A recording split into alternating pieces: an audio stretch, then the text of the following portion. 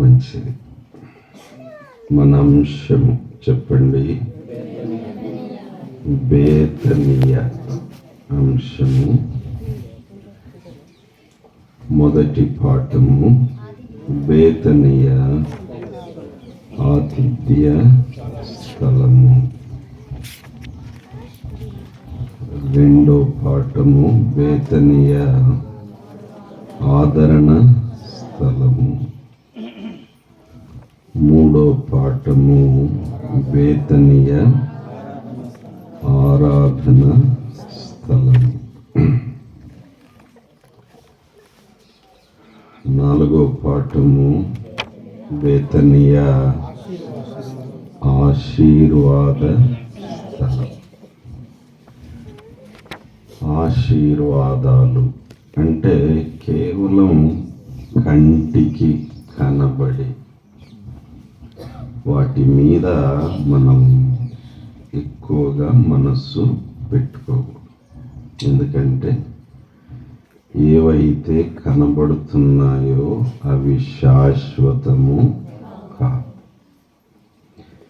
ఏవైతే ఈ కంటికి కనబడవో అవి శాశ్వతం. కనుక ఆర్డర్లో మొదటిదేంటి? ఆత్మ సంబంధమైన ఆశీర్వాదాలు.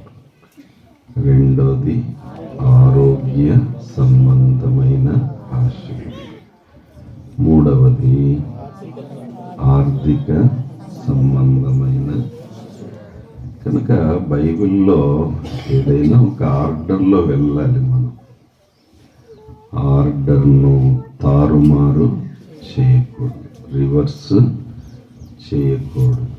ఏదో మనకు అనుకూలంగా మలుచుకోకూడదు. వాక్యానికి అనుకూలంగా మలచబడాలి. వాక్యాన్ని మనకు అనుకూలంగా మలుచుకోకూడదు. మనకు అనుకూలంగా మలుచుకుంటే వాక్యానికి ఏం నష్టం ఉండదు, మనమే నష్టపోతాం. కనుక చాలా జాగ్రత్తగా వాక్యం విషయంలో మనము ఉండాలి. మంచిది. ఈ చివరి పాఠం బేతనీయ అనే అంశంలో చివరి పాఠము బేతనీయ ఆరోహణ స్థలము. చెప్పండి, మరలా చెప్పండి. ఆరోహణం అంటే ఏంటి? సేవకులుగా ఏమ్మా? పైకి పైకి చెప్పండి. పైకి వెళ్ళిపోవటం. మంచి మాట. ఐదో పాఠము చెప్పండి. బేతనీయ ఆరోహణ స్థలం. రండి. లూకా సువార్త 24వ అధ్యాయంలోనే 50వ వచనం చదువుకున్నాం ఇందాక. 51 ఇప్పుడు చదవండి. వారిని ఆశీర్వదించుచుండగా ఆయన వారిలో నుండి ప్రత్యేకింపబడి పరలోకమునకు ఆరోహణుడాయను. బేతనీయలోనే ఏం చేశాడు? ప్రభు వారిని ఆశీర్వదించాడు. తర్వాత ఆశీర్వదించుచుండగా ఆయన వారిలో నుండి ప్రత్యేకింపబడి పరలోకమునకు ఆరోహణుడు. బేతనీయ ఆరోహణ స్థలం. సరే, ఒక విషయం చెప్పాలనిపిస్తుంది. ఇందాక బైబిల్లో అందించబడినాయి. విచారం ఏంటంటే బాయ్స్లో ఎంతమందికి అందింది బైబిల్? ఒక్కడు. నువ్వేనా బాబు? లేవురా, చప్పట్లు కొట్టినా. సంతోషం. మరి మిగిలిన వాళ్ళు ఏమైపోయారా? లాజర్ బ్యాచ్ అనమాట. Absent from the feat. God bless you. సంతోషమైంది. ఒక్కడన్నా ఉన్నాడు మా వైపు. మా మర్యాద కాపాడిన బాబు. చప్పట్లు కొట్టండి. కూర్చున్నాను. ఈసారి అలా ఉండకూడదు. శ్రద్ధ తీసుకోండి. అమ్మాయిల వైపు ఎంతమంది అమ్మా? చేతులు ఎత్తండి. తీసుకున్న వాళ్ళు బైబిల్ దాదాపు 7-8 మంది. చాలా సిగ్గుపడాలి పురుషుల వైపు. తల్లిదండ్రులు ఎంకరేజ్ చేయండి అబ్బాయిల్ని. ఆడపిల్లలు ఎంత ముందున్నారో చూడండి. రైట్. మగ పిల్లల్లో ఎక్కువ గాలి బ్యాచ్ ఉంటారు. మగ పిల్లలను గాలికి వదిలేస్తారు. ఆడపిల్లల్ని మాత్రం అష్టదిగ్బంధంలో ఉంచి. కానీ ఆత్మ సంబంధమైన తల్లిదండ్రులు ఆడపిల్లల్ని ఎంత జాగ్రత్తగా పెంచుతారో మగ పిల్లల్ని కూడా అంతే జాగ్రత్తగా పెంచాలి. పక్షపాతం ఉండకూడదు. మంచిది. 1 అయింది. సాధ్యమైనంత క్లుప్తంగా ముగించుకుందాం. రైట్. దేవుని కృపను బట్టి 5 పాఠాలు మనం నేర్చుకున్నాము. బేతనీయ అనే మాటను పట్టుకొని మరొకసారి ఫినెహాసన్న పరిచర్యలో పాలు పొందే భాగ్యం దేవుడిచ్చాడు. అన్నకు అక్కకు ప్రభు నామమున కృతజ్ఞత. అలాగే హైదరాబాద్ నుండి శ్యామన్న సహోదరులు మేము కలిసి వచ్చాము. అలాగే ఇంకా మిత్రులు, వారందరికీ ప్రభు నామమున కృతజ్ఞత. అలాగే చక్కగా ప్రతి పూట చక్కటి ఆతిథ్యం ఇస్తున్నారు. అడవి దేవులపల్లి ఆతిథ్య స్థలం అయిపోయింది. ఇదొక చిన్న బేతనీయ. సంతోషం. రైట్. చిన్న ప్రార్థన చేసుకుని చివరి ధ్యానం విందాం. కళ్ళు మూసుకోండి. చిన్న ప్రార్థన.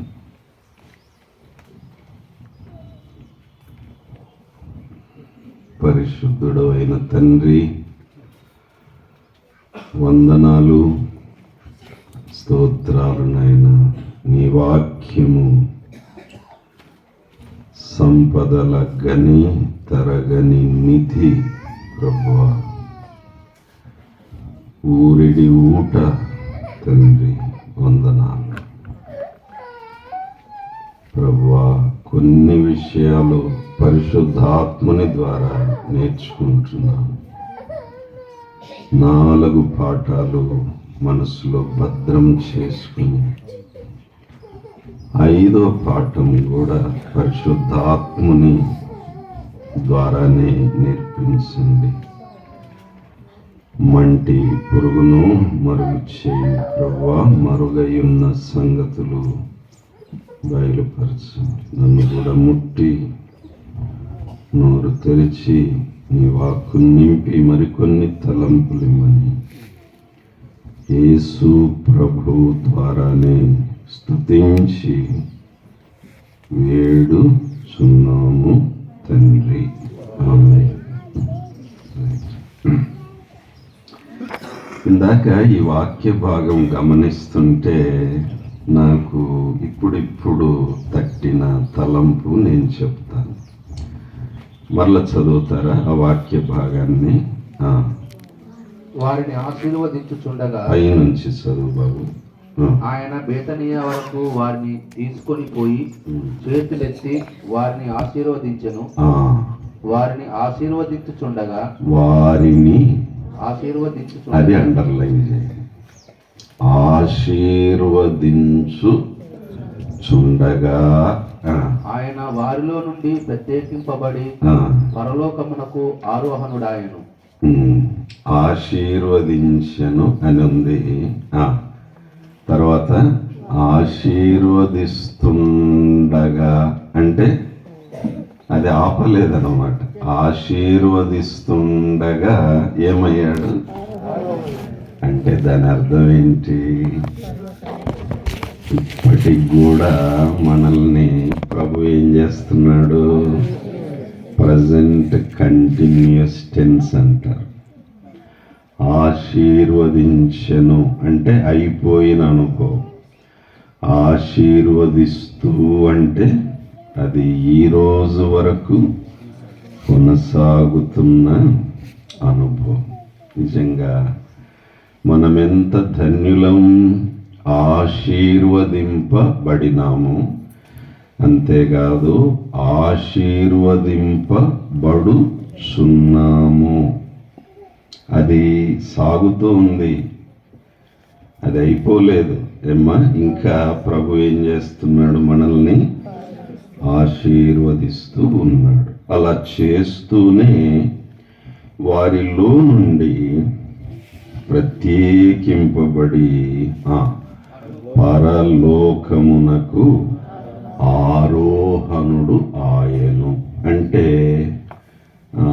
దీని అర్థము ఎక్కి వెళ్ళెను, లేదా ఎత్తబడెను, లేదా కొనిపోబడెను, లేదా పైకి వెళ్ళెను. దీన్ని బట్టి మనం అర్థం చేసుకోవాలి. పైన ఏముంది? టెంట.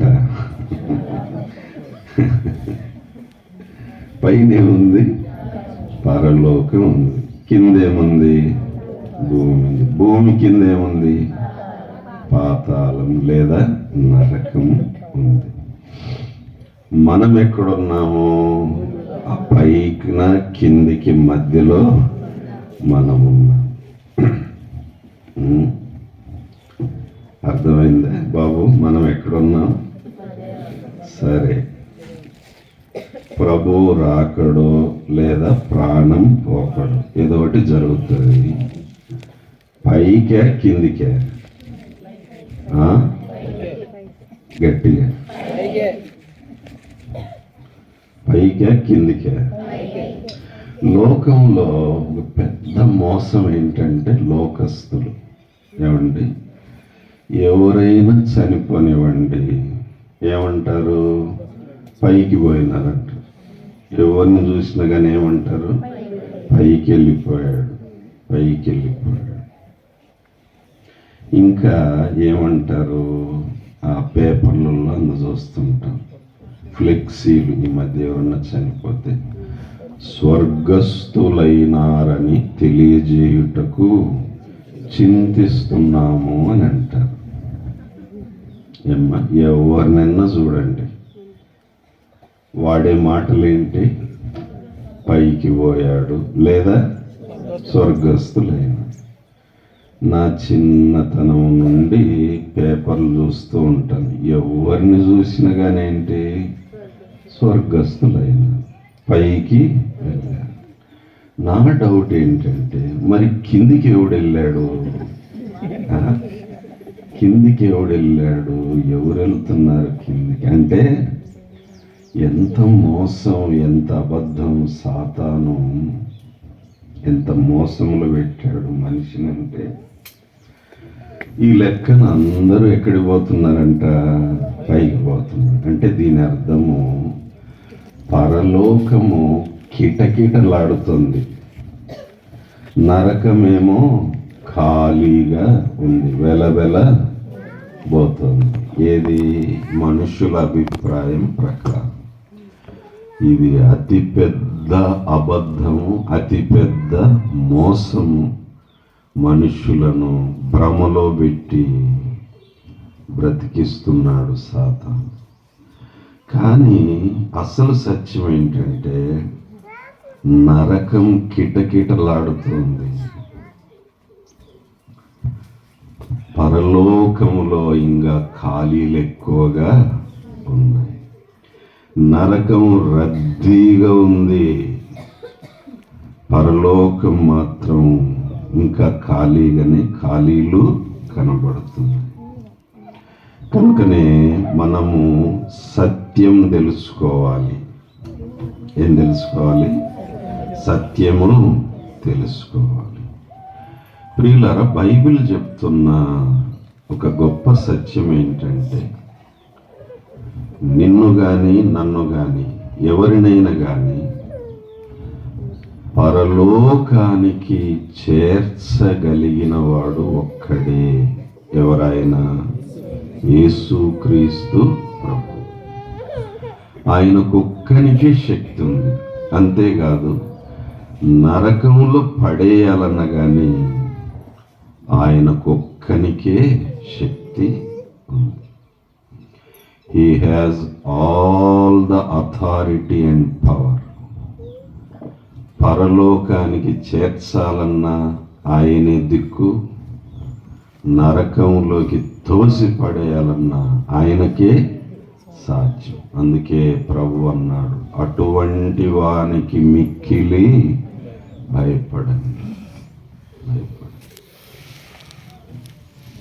ఇది సువార్త. ఇదేంటి? సువార్త. ప్రభు అన్నాడు, నా ద్వారా తప్ప తండ్రి యొద్దకు లేదా పరలోకానికి లేదా స్వర్గానికి లేదా మోక్షానికి లేదా పైకి ఎవడునూ రానేరడు. నేనే మార్గం. నేను తప్ప వేరొక మార్గం లేదు. కనుక ఇది సత్యం.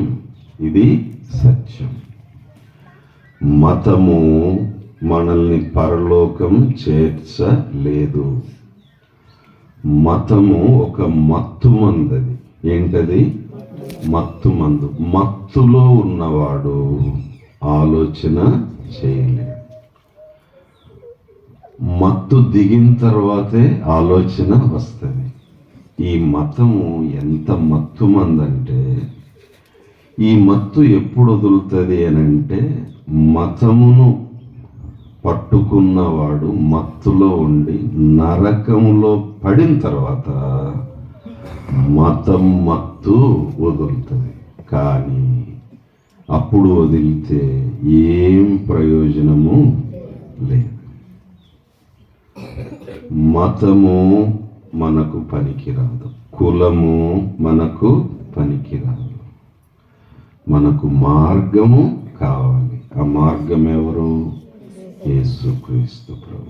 నేను సువార్తలో ఇలా చెప్తూ ఉంటాను, యేసు ప్రభువుకు మతానికి ఏ సంబంధము లేదు. యేసు ప్రభువుకు కులానికి ఏ సంబంధము లేదు. ఇంకో మతం పెట్టడానికి యేసు ప్రభు ఈ లోకానికి, కులాలు మార్చడానికి యేసు ప్రభు ఈ లోకానికి రాలేదు. భూలోకము నుండి పరలోకానికి మార్గం వేయటానికి యేసుక్రీస్తు ప్రభు ఈ లోకానికి వచ్చాడు. ఆ మార్గంలో ఎవరైనా నడవచ్చు. ఉదాహరణకు మనము మెయిన్ రోడ్డు మీదకి వెళ్తే ఏమండి, అది ఏదో కొందరు కులాలకే సంబంధమా? అది ఎవరో ఒక మతం వారే ఆ రోడ్డు మీద వస్తూ పోతున్నారా? లేదు. Road is for all. ఎవరైనా కానీ వెళ్ళచ్చు. మిర్యాలగూడ వెళ్ళాలనుకునే వారంతా ఆ రోడ్లో వెళ్ళచ్చు. ఇందులో కులం లేదు, మతం లేదు. అలాగే పరలోకం వెళ్ళాలనుకునే వారంతా, వారు ఏ మతమైనా కులమైనా మార్గంలోకి వస్తేనే వారు ఎక్కడికి పోతారు? పరలోకానికి. దేవునికి స్తోత్రం. ఈ సత్యం తెలుసుకున్న మనము ధన్యులము. ఏమండి, తెలియని వారు చాలామంది ఉన్నారు. వారికి మనం ఏం చెప్పాలి? సువార్త చెప్పాలి. అయ్యా, ఈయన మతము కాదు. మతము మార్చడు, కులము మార్చడు, కానీ మార్గము చూపిస్తాడు, మార్గములో నడిపిస్తాడు. అందరం పరలోకం చేరుకోవాలి, నరకము తప్పించుకోవాలి.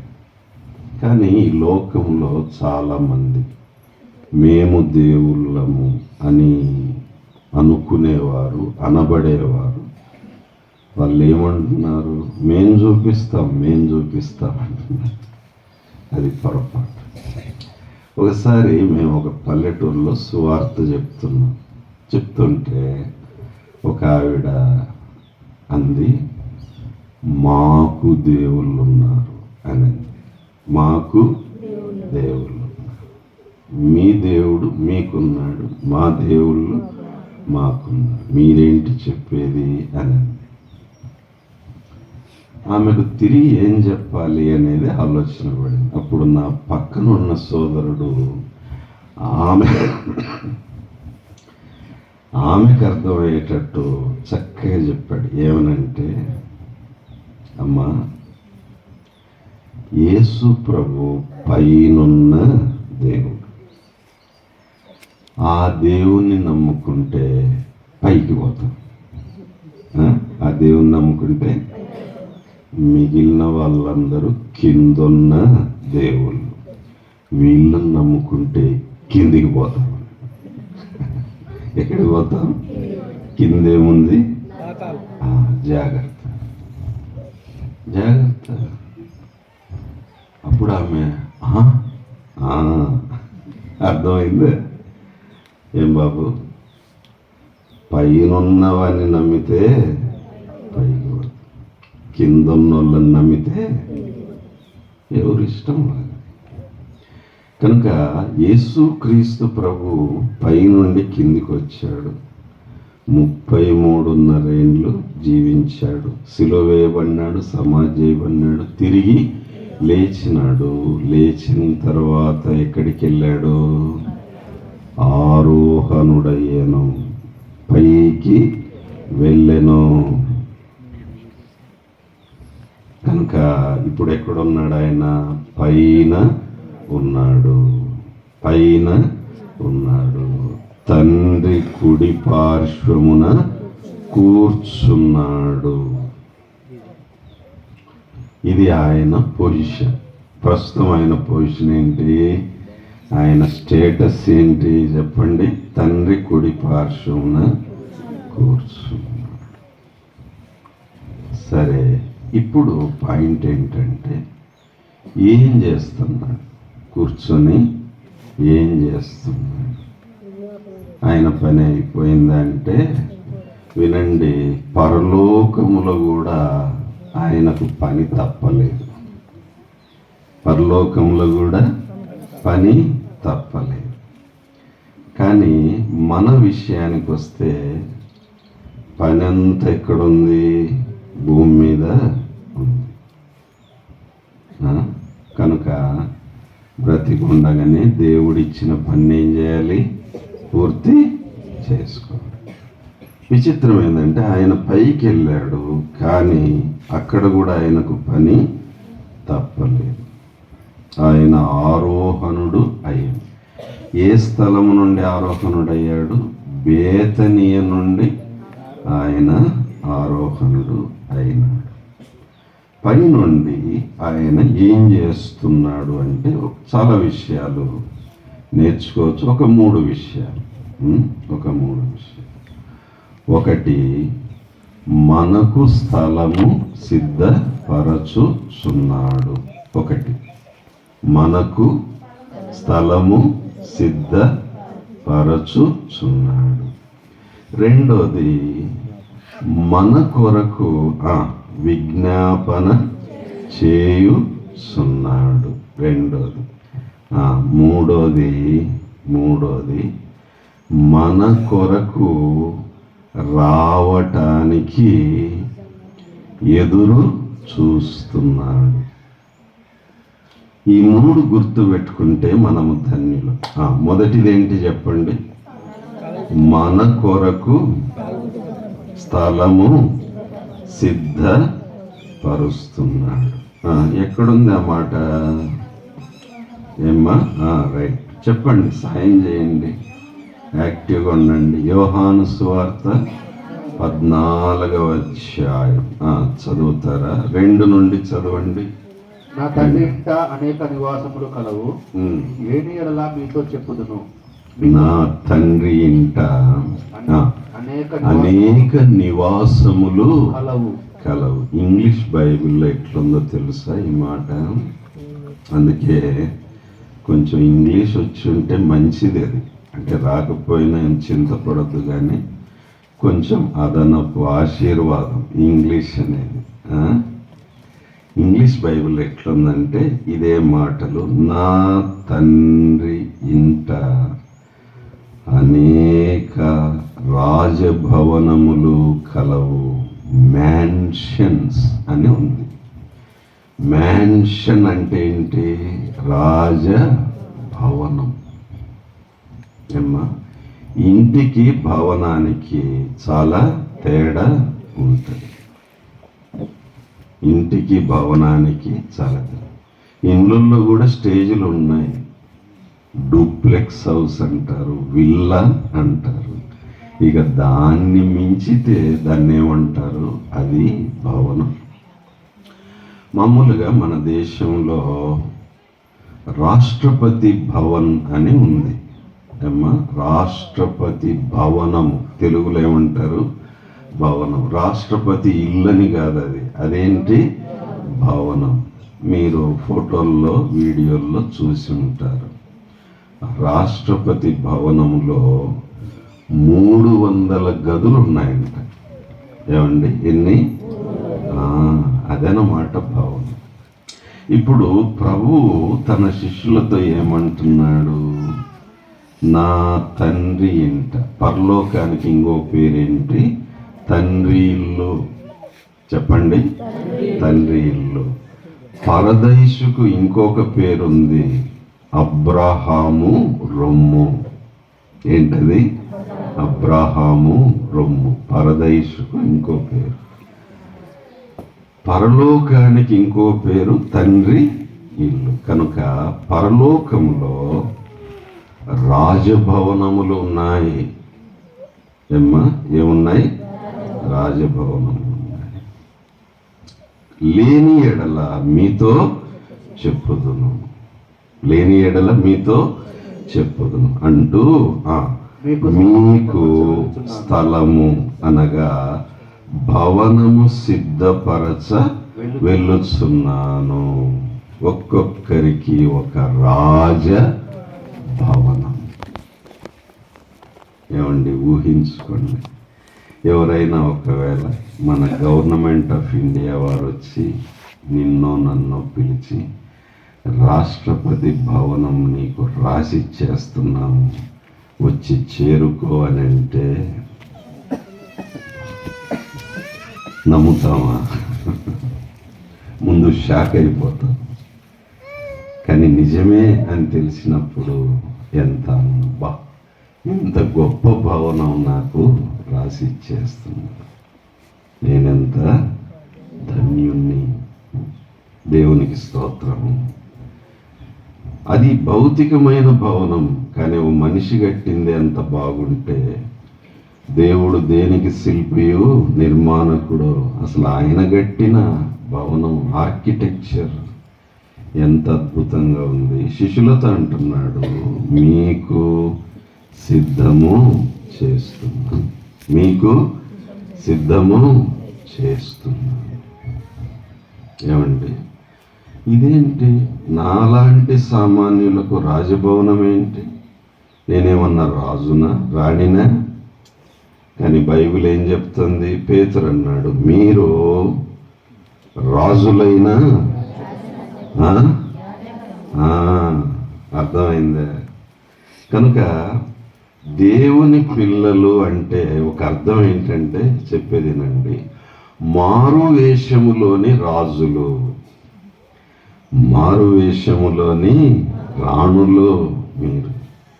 నీ ఒక రాజు, నీ ఒక రాణి. ఎవరి దృష్టిలో? ఏమ్మా? వింటున్నారా? ఇది మన అతిశయం. ఆయన రాజు, మనం యువరాజులం, యువరాణులం. ఆయన రారాజు, మనం రాజులం, రాణులం.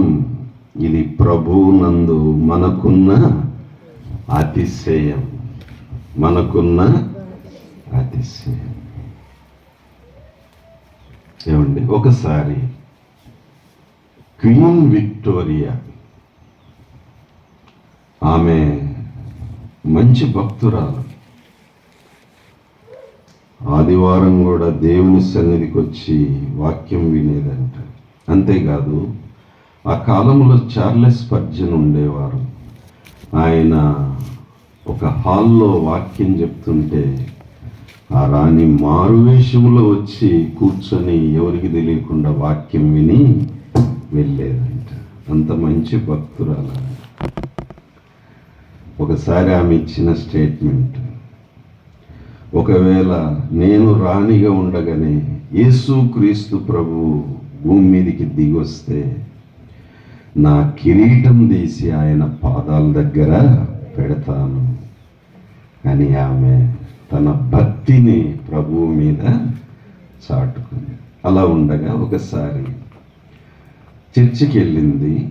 తనతో పాటు ఒక దీనురాలిని తీసుకొని రాజభవనానికి వచ్చిందంట. వచ్చి తన దగ్గరే పక్కన మంచి కుర్చీలో కూర్చోబెట్టుకొని మాట్లాడుతుంటే అప్పుడు రాజభవనంలో తిరుగుతున్న వారు ఆశ్చర్యపోయినారు. ఈమెమో రాణిగారు, ఆమెమో సామాన్యురాలు.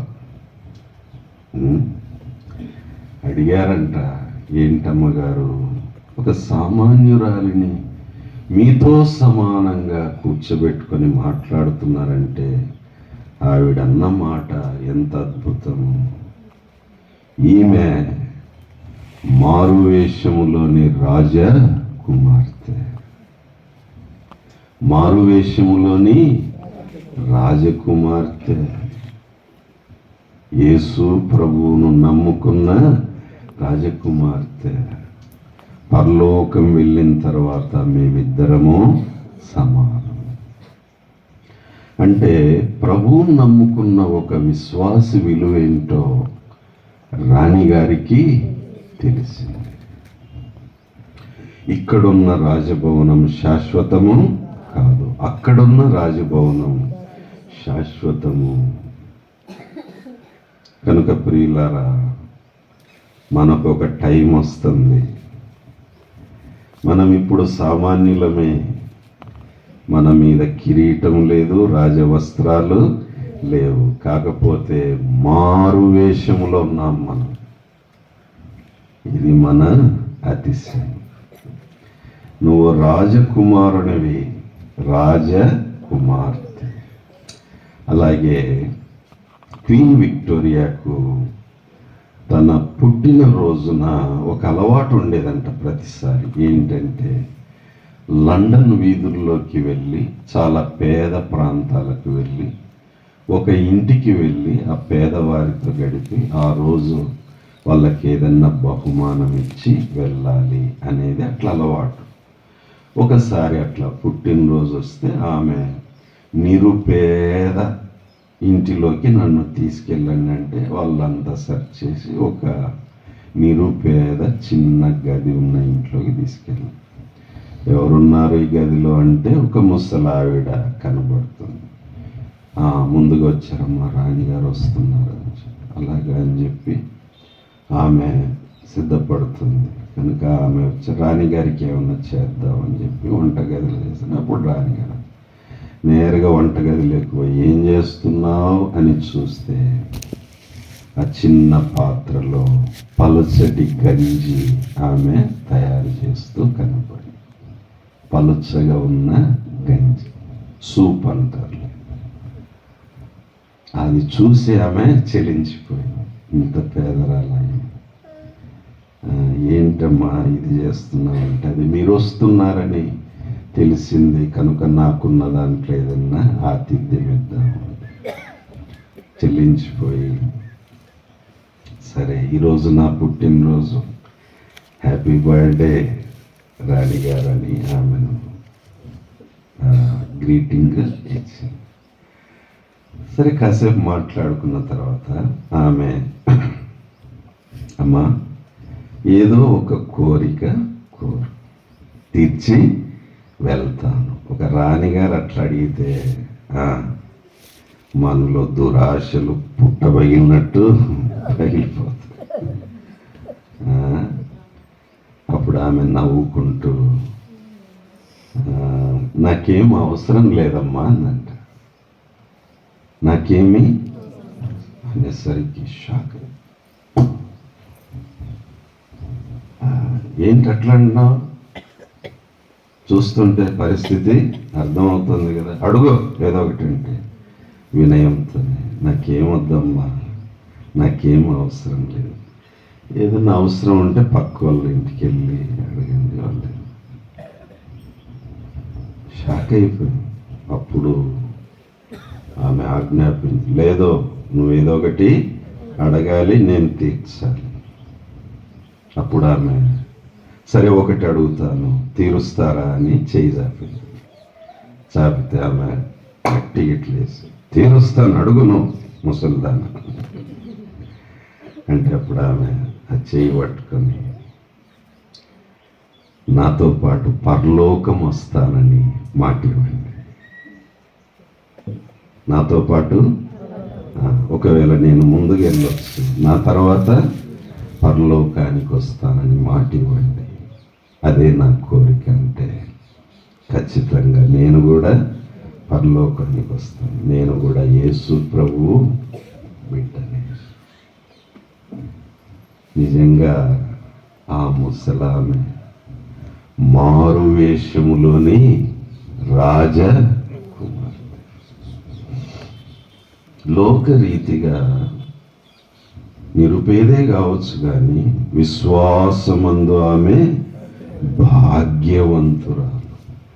ఆ సంతోషం, ఆనందం గంజి కలుపుకుంటూనే అంత శోధన వచ్చింది. ఒక రాణి కోరిక ఘోరమంటే అసలు ఏం కోరిక? నాతో పాటు పరలోకానికి వస్తారా? ఆమెకు అర్థమైపోయింది నేను ఎవరిని. ఆ ముసలామెకి అర్థమైంది, ఎవరిని నేను? ఏమండి దరిద్రులు మీరు, ఎవరు నువ్వు?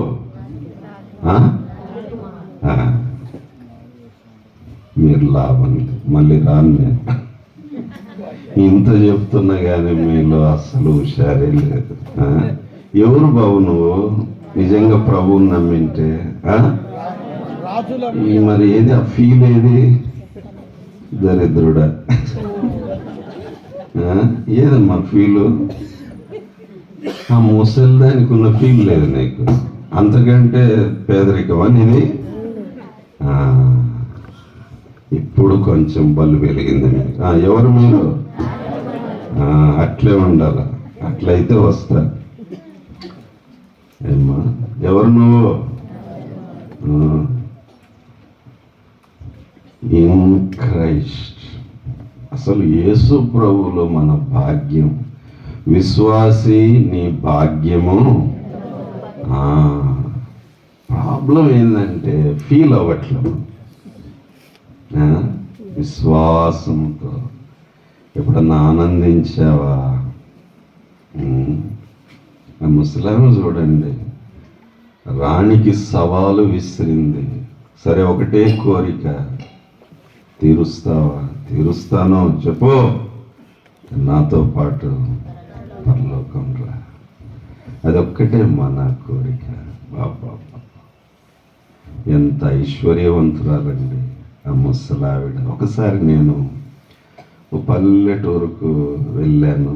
ఒక సోదరుడు ఉండి, సార్ మా ఇంట్లోకి వచ్చి వెళ్ళండి, కొంచెం ఆతిథ్యం స్వీకరించండి అంటే సరే అని మధ్యలో వెళ్ళాను. ఆ ఇంట్లోకి వెళ్తే అది గుడిసె. దాని ద్వారం ఎట్లుంది అని అంటే సగం వంగితేనే కానీ లోపలికి పోలేదు. కనుక సగం వంగి ఇట్లా అనుకుంటూ లోపలికి పోయి కూర్చుంది. కానీ ఆ గుడిసెలో ఉన్న భార్య భర్త పిల్లలను చూస్తే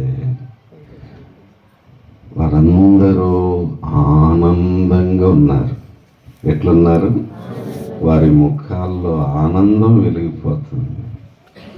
అప్పుడు ఆయన అన్నాడు, అయ్యగారు ఏమనుకోకండి, మిమ్మల్ని ఇబ్బంది పెట్టాము, సగం వంగి లోపలికి వచ్చారని. అంటే చిన్న గుడిసె అంటే నేను అప్పుడు అన్నాను, ఇది పేరుకు గుడిసే కానీ ఇది విశ్వాస భవనము.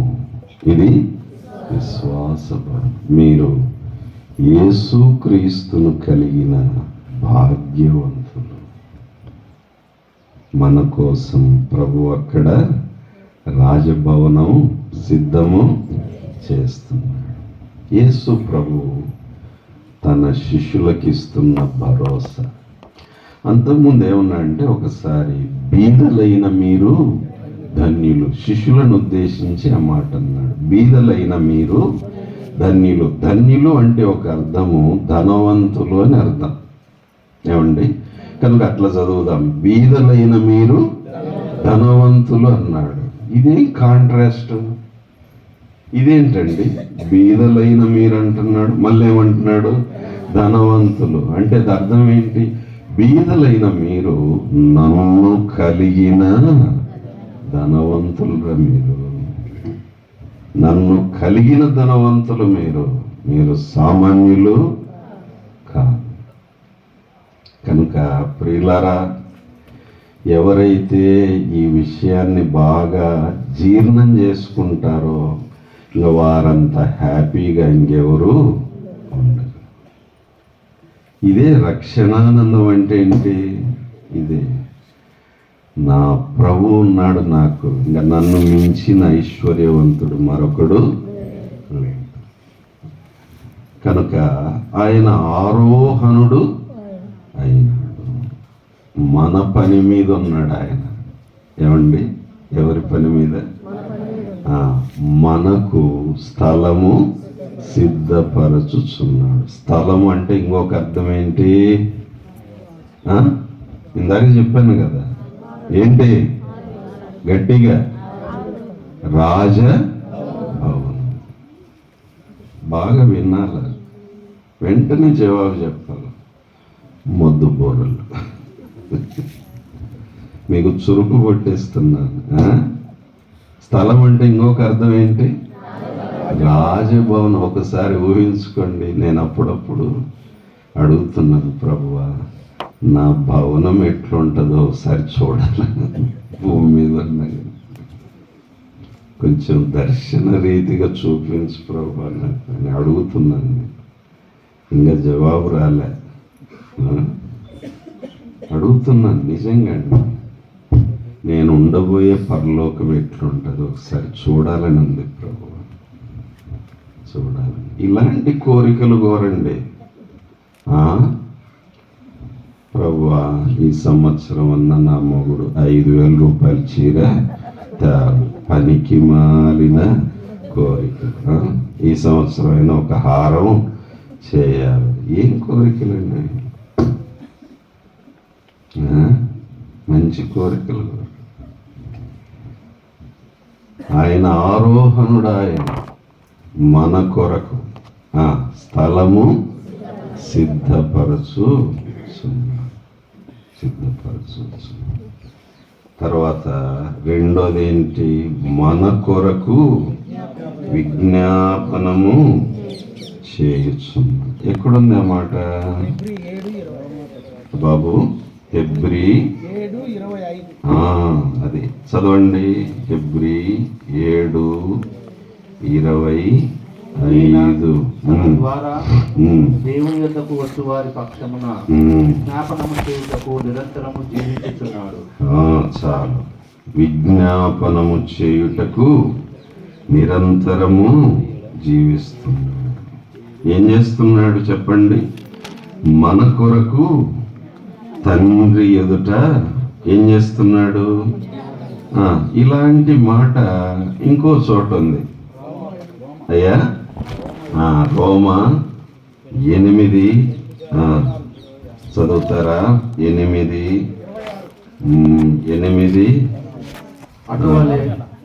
బాబు అది పరిశుద్ధాత్మ గురించి 26 శిక్ష విధించువాడెవడు 34 శిక్ష విధించువాడెవడు చనిపోయిన క్రీస్తు యేసే.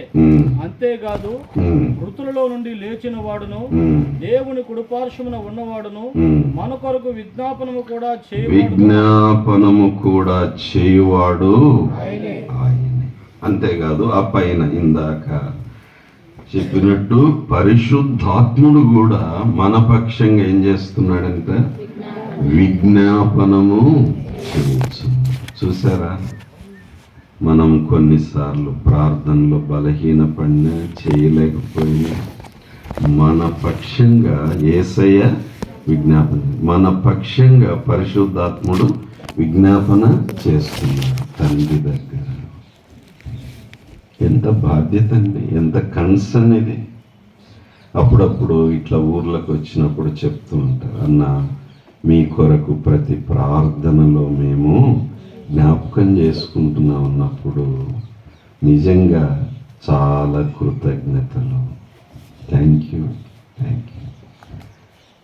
ఇట్లా ఎంతమంది బిడ్డలో నాలాంటి వాని కొరకు ఏం చేస్తున్నారు, విజ్ఞాపన ప్రార్థన చేస్తున్నా. అందుకనే దేవుని కృప వల్ల ఈరోజు వరకు నేను నిలబడ్డాను. ప్రియులారా, సేవకులకు బాగా వినాలి, సంఘస్థుల ప్రార్థనలు వెన్నెముక.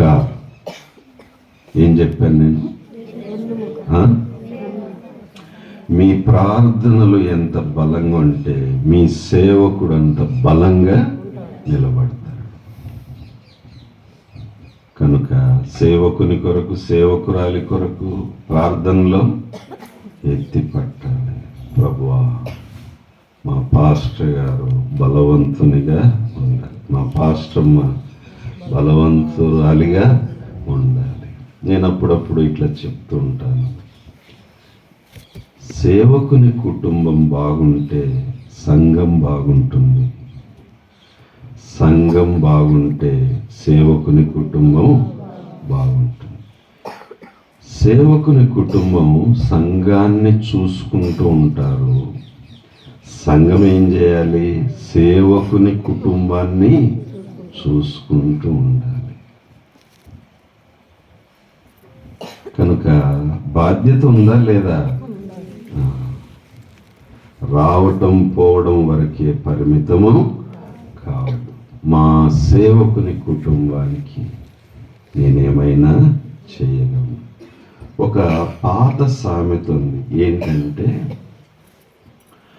పులికి అడవి కాపుదలంట. పులికి అడవి కాపుదల, అడవికి పులి కాపుదల. ఏమ్మా, ఇప్పుడు అడవిలో పులి ఉందంటే అడవి వల్ల పులికి మేలుంది, పులి వల్ల అడవికి మేలుంది. ఆ అడవిలో పులి ఉందంటే చెట్లు నరకడానికి ఎవడన్నా వెళ్తాడా? అమ్మో, పులి ఉంది అంటే పులిని బట్టి అడవి కాపాడబడుతుంది. అలాగే అడవిని బట్టి పులి కాపాడబడుతుంది.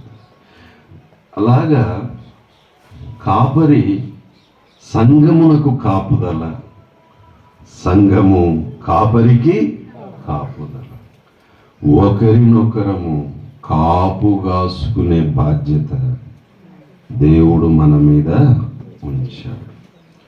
కనుక సంఘస్థులు ఈ విషయంలో బాధ్యత కలిగి, అన్నిటికంటే ఎక్కువగా మీరు కాపరి కొరకు ఏం చేయాలి, బాగా ప్రార్థన చేయాలి.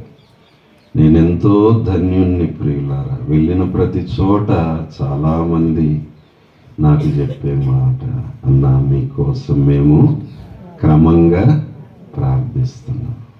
హృదయపూర్వకంగా నేను చెప్తాను, చాలా కృతజ్ఞతలు. అది నాకు బలం. కనుక నా కొరకు విజ్ఞాపన చేసేవారు ఉన్నారు. అంతేకాదు నా కొరకు నా ప్రభు విజ్ఞాపన చేస్తున్నాడు. అంతేకాదు పరిశుద్ధాత్ముడు కూడా నా పక్షంగా విజ్ఞాపన సున్నా. చూసారా ప్రభువుకి ఎంత పని ఉందో పరలోకంలో. ఏమండి, ఇంకో విషయం నన్ను చెప్పనివ్వండి. ప్రార్థన అనేది ఇక్కడ ఉన్నప్పుడే చేయాలి. ఏం బాబు వింటున్నారా?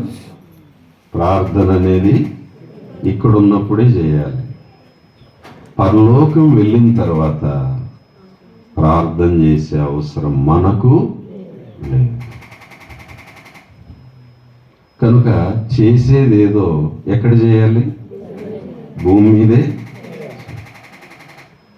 ప్రేయర్ ఈజ్ ఎర్త్లీ బిజినెస్ అన్నాడు ఒక ఆయన. ప్రార్థన అనేది భూమి మీద చేయాల్సిన పని. అందుకనే ప్రభువు ముఖ్యంగా స్త్రీలతో ఏమన్నాడు? మీకోసం మీ పిల్లల కోసం ఏడవండి, అంటే ప్రార్థన చేయండి. పరలోకం వెళ్ళిన తర్వాత ఏడ్చే పని ఉండదు. ఆ ఏడుపేదో ఎప్పుడు ఏడవాలి? ఎప్పుడు ఏడవాలి? ఏడుస్తున్నాము ఏం బాబు. అయితే భూమి మీద తర్వాత పరలోకంలో మనం చేయబోయేది ఒకటి ఉంది. ఏంటది? ఆరాధన. ఇక్కడ ఆరాధిస్తాము, పరలోకంలో కూడా ఆరాధిస్తాము. దేవునికి స్తోత్రం. కనుక ప్రభు ఆరోహణుడై ఆయన ఏం చేస్తున్నాడు? మొదటిది మన కొరకు స్థలము. స్థలం అంటే అర్థం ఏంటి? గట్టిగా ఇది మర్చిపోవద్దు. రాజభవనం. రెండోది ఏంటి? మన కొరకు విజ్ఞాపనము చేయొచ్చు. మూడోది ఏంటి? మన కొరకు రావడానికి సిద్ధపడుతుంది. ప్రకటన గ్రంథంలో ఒక మంచి మాట 22వ అధ్యాయంలో 3 సార్లు ఒక మాట ఉంటుంది. ఏంటది? ఇదిగో నేను త్వరగా వచ్చుచున్నాను. ఎక్కడుందో చెప్తారా? 7వ వచనం. 7వ వచనం చదువుతారా? ఇదిగో నేను త్వరగా వచ్చుచున్నాను. రెండోసారి 12వ వచనం. ఇదిగో త్వరగా వచ్చుచున్నాను. మూడోసారి 20వ వచనం. అవును, త్వరగా వచ్చుచున్నాను. ఏమ్మా అంటే బైబిల్ గ్రంథంలో చివరి అధ్యాయంలో నేను వస్తున్నాను వస్తున్నాను వస్తున్నాను ఎన్నిసార్లు? గట్టిగా అంటే ముమ్మాటికి ఆయన వస్తున్నాడు. దేవుడు ఒకసారి చెప్తేనే అది నిజం. ఏం బాబు? 3 సార్లు చెప్పాడంటే ముమ్మాటికి నిజం. నేను త్వరగా వస్తున్నాను. మీ కొరకు మన కొరకు రావటానికి ఆయన సిద్ధపడుతున్నాడు. అమ్మా రెడీ అవుతున్నాడు. ప్రాబ్లం ఏంటంటే నువ్వు రెడీనా? ఆయన పెండ్లి కుమారునిగా రాబోతున్నాడు. పెండ్లి కొడుకు రెడీ అవుతున్నాడు. పెండ్లి కుమార్తె రెడీగా ఉందా?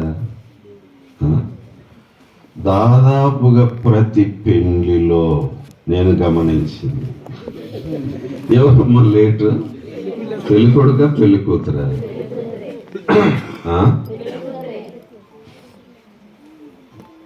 ఎందుకు లేట్ అవుతున్నాడు పెళ్లి కుమారుడు? ఇప్పుడు అర్థమైందా? ఎవరు లేటు? నా సంఘము రెడీగా. ఈ కూడికలు ఎందుకు? అందుకే గెట్ రెడీ. ఏమండి, పెళ్లి దగ్గరకు వచ్చేసరికి పెళ్లి కూతురులో ఏ కళ వస్తుంది? గట్టిగా దేవుని బిడ్డల్లో కళ ఉండాలి. ఏంటది? ఏం కళ? పెళ్లి కళ. ఏమ్మా, ఏది ఆ కళ? ఏడు ముఖం, సొరకాయ ముఖం. ఏది నాయన కళ? ఏదిరా? పెళ్లి కళ ఏది?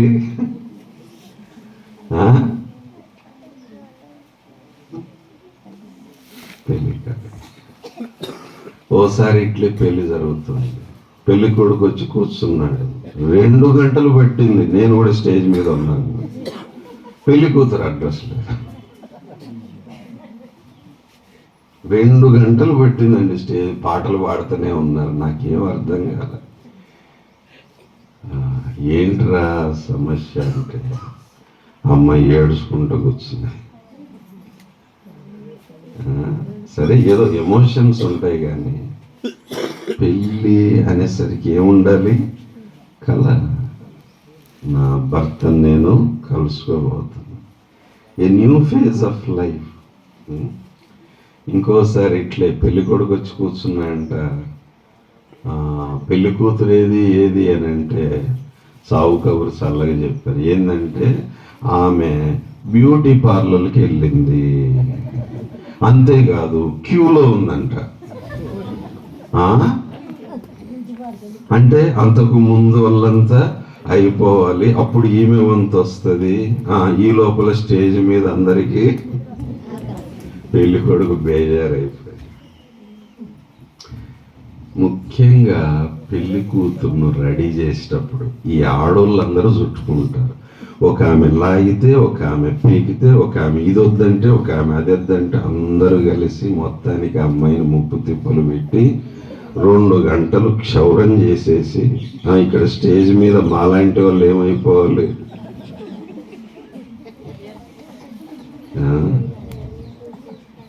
Are you ready? ప్రభు ఒక విధంగా మొత్తుకుంటున్నాడు 2000 ఏళ్ళ నుంచి. ఏమని? రే వచ్చేస్తున్నానంటే ఆ పెళ్లి కళ లేదు, సిద్ధపాటు లేదు, రెడీనెస్ లేదు. ఇదిగో నేను త్వరగా వస్తున్నాను. సరే, మరి ఎట్లా రెడీ కావాలండి? ఏంటి రెడీ అవటం అంటే ఈ 3 వచనాల్లోనే మనం ఎట్లా రెడీ కావాలో, అది కూడా ఇదిగో నేను వస్తున్నాను అని మన మీద ఒక బాధ్యత పెట్టిన. ఇప్పుడు రండి, మళ్ళా చదవండి. మొదటి బాధ్యత ఏంటంటే వాకింగ్. చెప్పండి. నడుచుట. చెప్పండి. ఇప్పుడు చదవమ్మా. ప్రకటన గ్రంథం 22:7 చదవాలి. ఇదిగో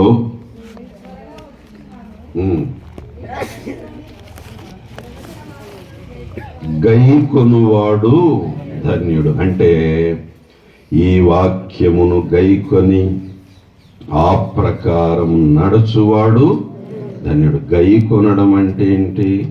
ఆ మాటను పట్టుకొని అట్లా నడవాలి. Walking walking walking. పెళ్ళి నడక. ఏమ్మా, పెళ్ళి కూతురు వచ్చేటప్పుడు ఎట్లా నడుస్తుందమ్మా? చాలా నిదానంగా. అందుకే అంటారు పెళ్ళి నడక నడుస్తుంది. స్టేజ్ మీదకి పెళ్లి కూతురు నడుచుకుంటూ వస్తుంది. అలాగా పెళ్లి కుమారుడు రాబోతున్నాడు.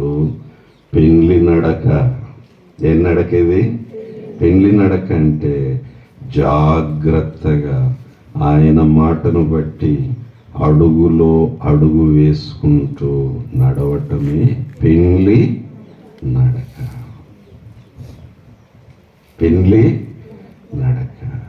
నేను నీ ఆజ్ఞలను బట్టి నడుచుకుంటాను. Walking walking walking walking. మామూలుగా భౌతిక నడక ఆరోగ్యానికి మంచిది. మామూలుగా ప్రతిరోజు పొద్దున్నే నడుస్తూ ఉంటారు, ఆరోగ్యానికి మంచిది.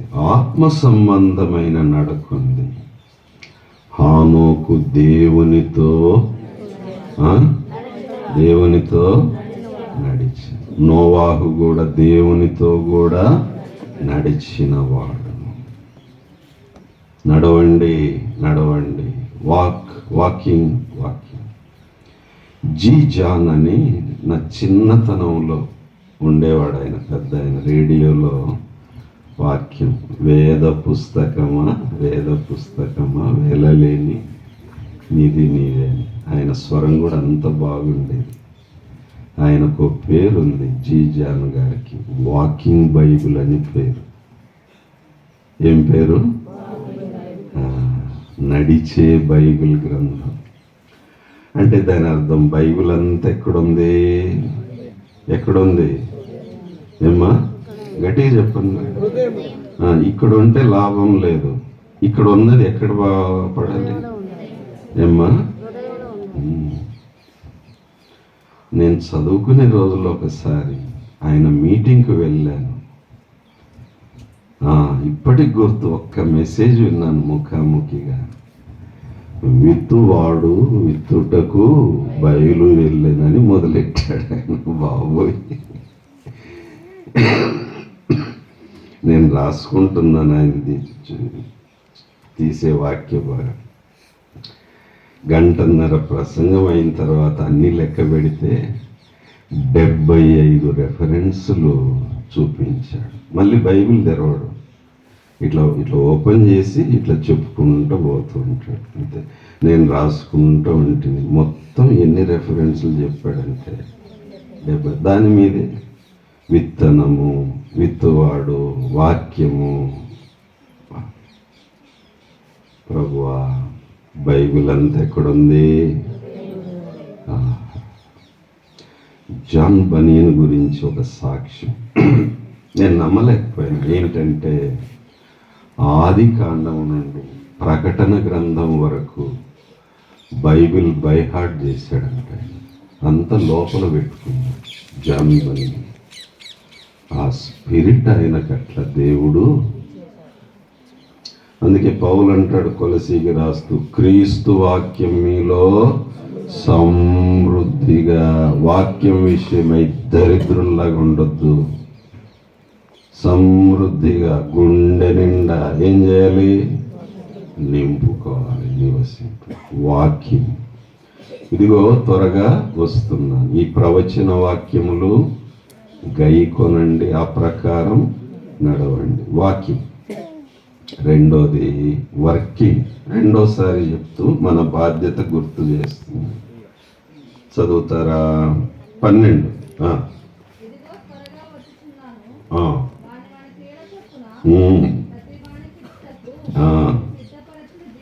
క్రియలు అంటే పనులు, క్రియలు అంటే పనులు, వర్క్స్. మంచి క్రియలు చేస్తూ ఉండండి. వాని క్రియల చొప్పున నేను వానికి జీతం ఇస్తాను. ప్రకటన గ్రంథంలో 7 సంఘాలు ఉన్నాయి. ఎన్నమ్మా? 7. ఆ 7 సంఘాల్లో మెయిన్ సబ్జెక్ట్ ఏంటంటే, ప్రతి సంఘానికి రాస్తూ క్రియలు అంటాడు. ఏమంటాడు? క్రియలు,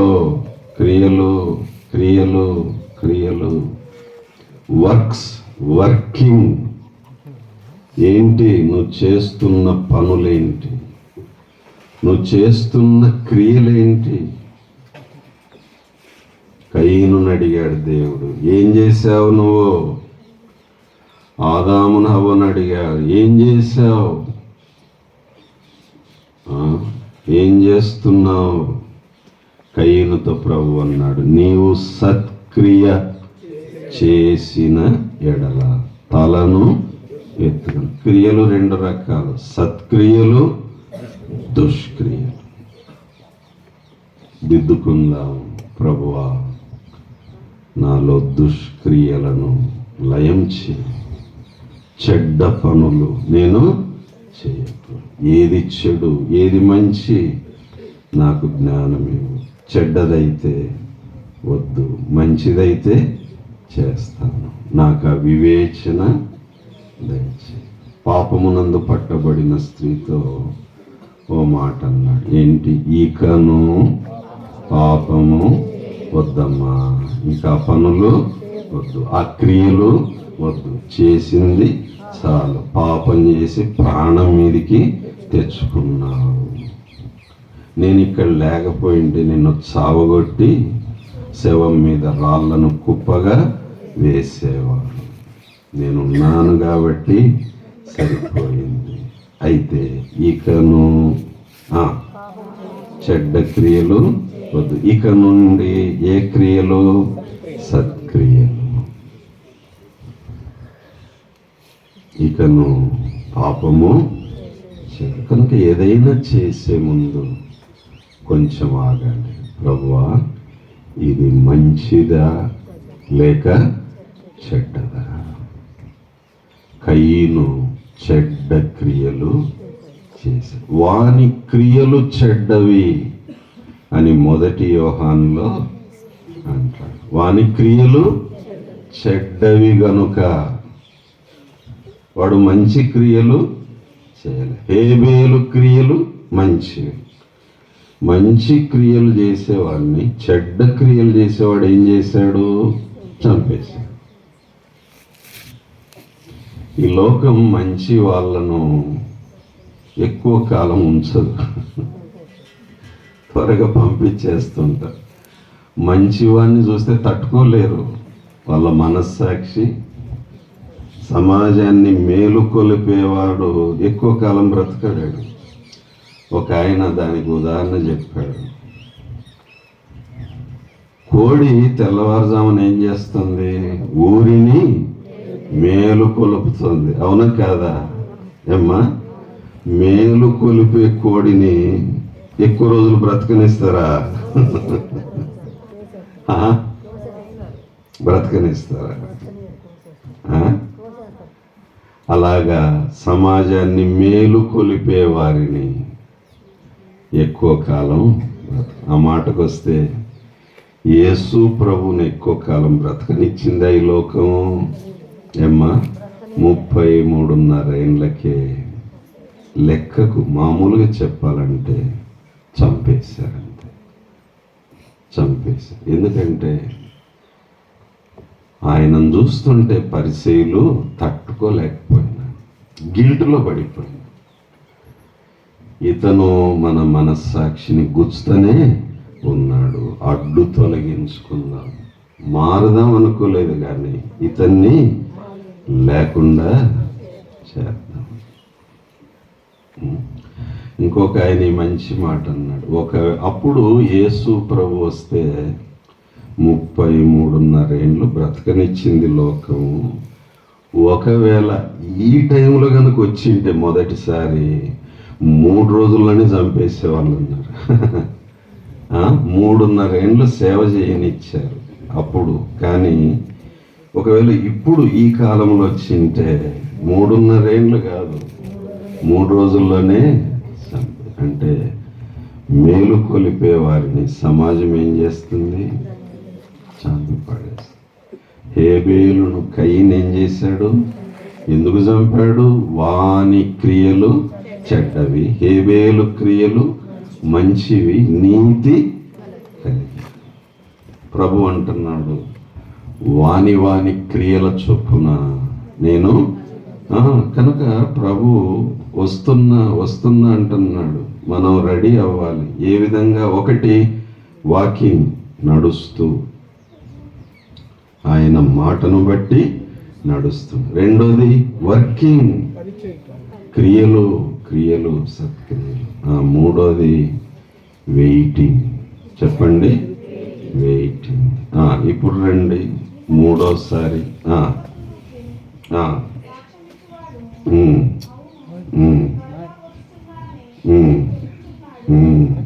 ఆమేన్ అందరనండి. ఇప్పుడు చూడండి, ప్రభు అయిన యేసు రమ్ము అంటే పెళ్లి కుమార్తె ఏమంటుంది?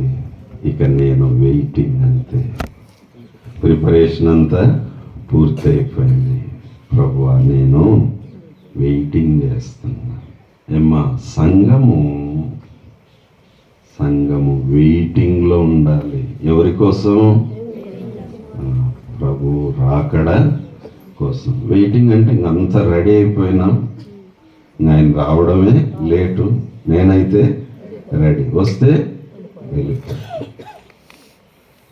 Waiting waiting. కనుక ప్రతిరోజు విశ్వాసి యొక్క మొదటి ఆశ ఏంటంటే, ప్రభువా వేచి ఉన్నాను నేను, I am just waiting, I am just waiting. Billy Graham గారు, ఆయనకు ఒక అలవాటు ఉండేదండి. రాత్రి పండుకునేటప్పుడు ప్రార్థన చేసుకుని ఒక మాట అనేవాడు, ప్రభువా ఈ రాత్రే రండి, నన్ను తీసుకుని. అట్లా నిద్రపోయేవాడు. తెల్లారిన తర్వాత కళ్ళు తెరిచి చూస్తే, అమ్మ ఇంట్లోనే ఉన్నానే. అప్పుడు వెంటనే ప్రభువా నువ్వు ఇంకా రాలేదా, నువ్వు ఇంకా రాలేదా, అయితే ఈ రోజంతా నీ పని చేస్తా. భక్తుల యొక్క ఆ ప్రయారిటీ చూడండి, ఆ తపన చూడండి. అంటే నేను జస్ట్ వెయిటింగ్ అంతే, వెయిటింగ్ పీరియడ్లో ఉన్నానంతే, రెడీగా ఉన్నాను. వచ్చే లోపల ఆయన పని చేస్తూ ఉంటాను. ప్రభు అయిన యేసు రమ్ము. అమ్మా, వెల్కమ్ లార్డ్ జీసస్ క్రైస్ట్. ఎవరన్నా నాయకులు వస్తున్నప్పుడు మనం ఏం బ్యానర్లు పెడతాము? స్వాగతం సుస్వాగతం. ఎప్పుడన్నా యేసయ్య అన్నావా? స్వాగతం గట్టిగా అన్నావా? పోనీ ఇప్పటి నుంచి అయినా అంటావా? అందామా? అందరం కలిసి ఈ మాట అందాం, ప్రభు అయిన యేసు రమ్ము. అందరం ఒకేసారి అందాం, ప్రభు అయిన యేసు రమ్ము. ఇప్పుడు పెళ్లి కళ వచ్చింది, సంతోషం. ఎందుకు ఆ దిగులు? ఎప్పుడు అదే ఫేస్, అదే ఫీలింగ్, సొరకాయ ముఖాలు. దేవుని బిడ్డల ముఖాలు ఎట్లుండాలి తెలుసా? ఏమ్మా, ఓ పండు పేరు చెప్పండి. గుమ్మడి పండులాగా ఉండాలి. గుమ్మడి పండు ఎట్లుంటుంది? సొరకాయ యాలబడి, యాలబడిన ముఖం ఎట్లుంది తెలుసా? లేడీస్కు ఇక్కడ నుంచి మీసాలు ఉంటాయి. ఏమ్మా, మగవాళ్ళకైతే ఈ మీసాలు, మళ్ళీ ఇక్కడ నుంచి మీసాలు. ఆడవాళ్ళకైతే ఒకటే, ఏంటి? ఇక్కడ నుంచి. అర్థమైందా నేను చెప్పేది? అర్థం చూసుకోండి. ఎన్నల్లా మీసాలు పెడతావు? సొరకాయ ముక్కలు కాదు, దేవుని పిల్లలు. ఏ ముక్కలు? గుమ్మడికాయ ముక్క. ఆహా, నా ప్రియుడు రాబోతుంది. ఇంతగా ఆయన నేను వస్తున్నానంటే ఆయన పెళ్లి కుమార్తె ఎట్లుండాలి? నేను ready ready ready, walking, working, waiting. నడుస్తూ ఉంటాను, సత్క్రియలు చేస్తూ ఉంటాను, ఎదురు చూస్తూ ఉంటాను. ఒకవేళ ప్రభు తన కృపను బట్టి ఈ రోజే వస్తే మధ్య ఆకాశంలోకి వచ్చేస్తాడు. మనం కూడా ఆరోహణము అయిపోతాం. ఈ మీటింగ్ మనం వెళ్ళే లోపలే వస్తే ఇదొక బేతనీయ, అంతే, ఆరోహణ స్థలం. మా ఊరికి పోవాల్సిన పని లేదు. ఇంకా ఇక్కడ నుంచి ఇట్లే. బాబు నమ్మన్రా, అసలు షాకులో ఉన్నారు కొంతమంది. అది విశ్వాసం అంటే అట్లా ఉంటుంది. మరి చివరి పాఠం బేతనీయ అంటే ఆరోహణ స్థలం. ఆయన ఏ రీతిగా ఆరోహణమైనాడో ప్రభు రాకడలో మనం కూడా మట్టి దేహాలు మహిమగా మార్చబడి మనం కూడా ఏమవుతాము? ఆరోహణమవుతాము, కొనిపోబడతాము, మధ్యాకాశంలో కలుసుకుంటాం, అటు నుంచి అటే వెళ్ళిపోతాం. బేతనీయ ఆరోహణ స్థలం. ఎత్తబడుట బహుభాగ్యం, విడువబడుట బహుఘోరం. విడువబడే గుంపులో ఉండొద్దు. దిద్దుకుందాం, సరి చేసుకుందాం. పెండ్లి కుమార్తెను ఒక గమనికలో పెట్టుకొని నేను అట్లా ఉండాలి ప్రభువా, పెళ్లి కలనాలో ఉండాలి, నా వరుడు వస్తున్నాడు. హోసన్న పాటల్లో ఏసన్న గారు మంచి పాట రాశారు. నీవు వరునిగా విచ్చేయు వేళ నా తలంపుల పంట పండునే, వధువునై నేను నిన్ను చేరగా యుగ యుగాలు నన్నేలు కొందు. బా, ఏం మాటలండి అవి! అనుభవం చూడండి.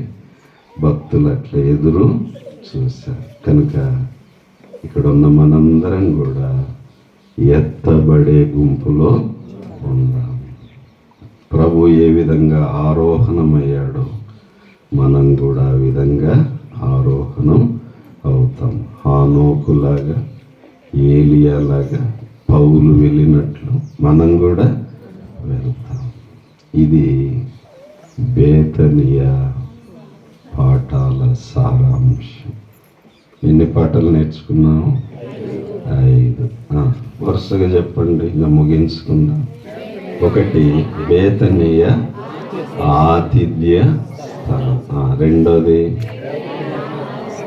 ఆదరణ స్థలం. 3 ఆరాధన స్థలం. 4 ఆశీర్వాద స్థలం. 5 ఆరోహణ స్థలం. చాలా సంతోషం, మీరు బాగా విన్నారు. ఇంకోసారి రావాలని ఆశ పుడుతుంది. దేవుడు మిమ్మల్ని దీవించుగాక.